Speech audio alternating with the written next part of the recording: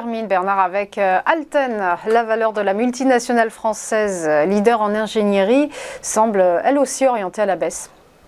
Oui, et pourtant, donc Alten, groupe de conseil, recherche et développement, a publié ses résultats il y a quelques jours. Les premiers mois de cette année ont été marqués avec une forte hausse de son activité, plus 31%.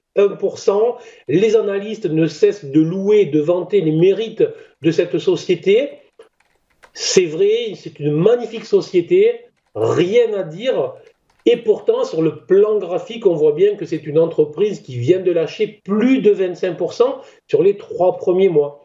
Donc c'est là, c'est toujours la dichotomie entre les résultats réels, donc entre la réalité de l'économie et le cours de bourse. Alors ça peut surprendre des fois ceux qui arrivent sur les marchés, sur la bourse et qui vont acheter les nouvelles, qui vont acheter les résultats, qui ne comprennent pas. Mais en fait, il y a tout ce qui se passe sur les taux, il y a énormément de choses et le cours de bourse ne reflète pas uniquement l'activité. Mais bon, bref, c'est une entreprise qui est magnifique, qui sort de magnifiques résultats et pourtant le cours de bourse est en baisse et c'est là en plus, on arrive sur un niveau qui est autour des 120, qui est un niveau qui avait été résistance au mois de juin 2021, qui a été double niveau support donc en 12 mois.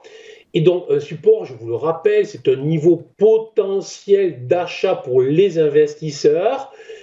Et alors, ça veut dire aussi que si jamais ce niveau des 120 venait à céder, alors là, il faudra faire très attention, puisque là, on aurait potentiellement le déclenchement d'une nouvelle figure de retournement qui pourrait plonger la valeur dans une baisse de plusieurs mois, avec une potentielle chute supplémentaire de 35%. Alors, je ne voudrais pas aujourd'hui jouer le pessimiste de service, c'est tout sauf le cas.